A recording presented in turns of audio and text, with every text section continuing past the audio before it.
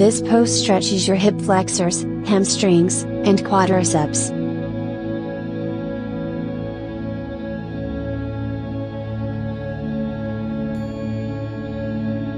Start in a straight arm plank pose. Step your left foot forward to the outside of your left arm. Slowly lower your forearms on the floor.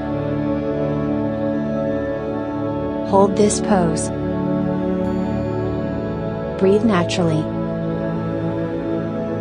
Keep your back flat and your head in line with your spine. Don't force your hips to open, listen to your body and go slowly.